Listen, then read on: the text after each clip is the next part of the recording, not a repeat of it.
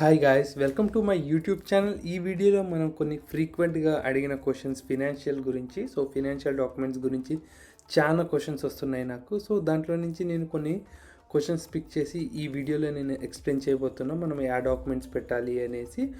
ఈ వీడియో మీరు కంప్లీట్గా చూడండి. మీరు మన ఛానల్ని ఫస్ట్ టైం చూస్తున్నట్టయితే మన ఛానల్ని సబ్స్క్రైబ్ చేసుకోండి. మన ఛానల్లో మీకు డెడికేటెడ్ ప్లేలిస్ట్ ఉంది. కంప్లీట్ ప్రాసెస్ అనమాట. Ireland student visa complete process guide step by స్టెప్గా నేను ఈ వీడియోలో ఎక్స్ప్లెయిన్ చేస్తాను. ఇంతవరకు మన వీడియోస్ చూడకపోతే ఖచ్చితంగా ఈ ప్లేలిస్ట్ని చెక్ చేయండి.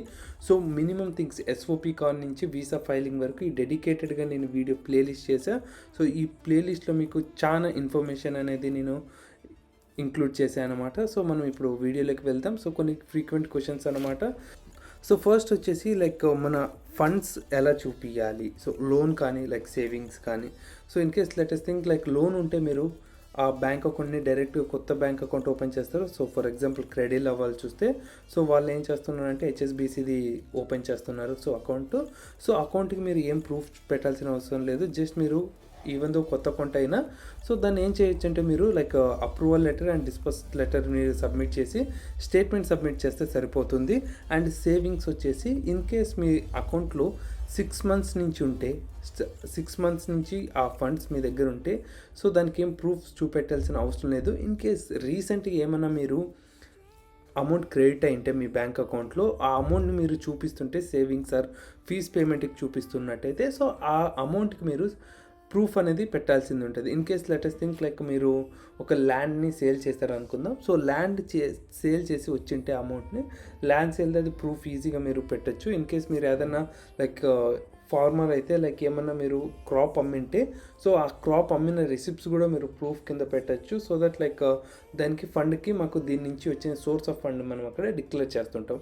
ఖచ్చితంగా 6 months లోపల మీకు అమౌంట్ క్రెడిట్ అయినట్టుంటే మీకు సేవింగ్స్ కానీ లివింగ్ ఎక్స్పెన్సెస్ కానీ మీరు ఏమైనా ఫీ పేమెంట్ చేస్తుంటే ఆ అమౌంట్ని యూటిలైజ్ చేస్తుంటే దాన్ని డిక్లేర్ చేయొచ్చు. ప్రూఫ్ ఆఫ్ ఫండ్ని మీరు ఇలా చూపించుకోవచ్చు. ఈ వీడియోలో నేను చాలా ఇంపార్టెంట్ పాయింట్స్ ఇంక్లూడ్ చేశాను. ఈ వీడియో మీకు నచ్చినట్టయితే ఖచ్చితంగా ఈ వీడియోని మీ ఫ్రెండ్స్ తోటి షేర్ చేయండి. సెకండ్ క్వశ్చన్ వచ్చేసి sponsor income proof. Sponsor income proof వచ్చేసి ఇక్కడ అడుగుతున్నారు మనం వెదర్ ఐటీఆర్ మ్యాండేటరీయా లేకపోతే అనేసి.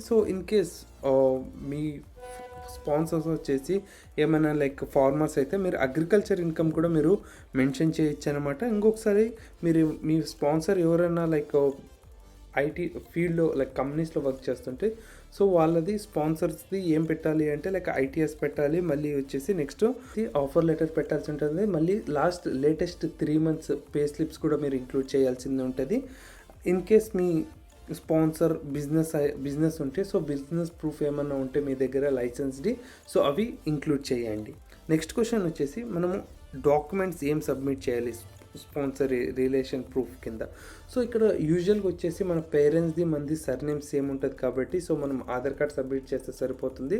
ఎందుకంటే మనకి ఇక్కడ వాళ్ళ సర్నేమ్ అనేది సేమ్ ఉంటుంది ఈ స్పాన్సర్స్ది. అందుకు మీరు ఎంతమంది స్పాన్సర్స్ ఇంక్లూడ్ చేస్తుంటే అంతమందిది మీరు ఖచ్చితంగా వాళ్ళది రిలేషన్ది ఒక డాక్యుమెంట్ అనేది మీరు పెట్టాల్సి ఉంటుంది ఆధార్ కార్డ్ అనమాట. ఇన్ కేస్ మీరు మల్టిపుల్ స్పాన్సర్స్ ఉంటే అందరి మీరు సబ్మిట్ చేయాల్సింది ఉంటుంది. నెక్స్ట్ థింగ్ వచ్చేసి సిఏ డాక్యుమెంట్స్ మ్యాండేటరీ. ఈ ఫినాన్షియల్ డాక్యుమెంట్లో చాలామంది అడుగుతున్న క్వశ్చన్ వచ్చేసి సిఏ డాక్యుమెంట్ మ్యాండేటరీ అని అడుగుతున్నారు. సిఏ డాక్యుమెంట్ అనేది ఆప్షనల్.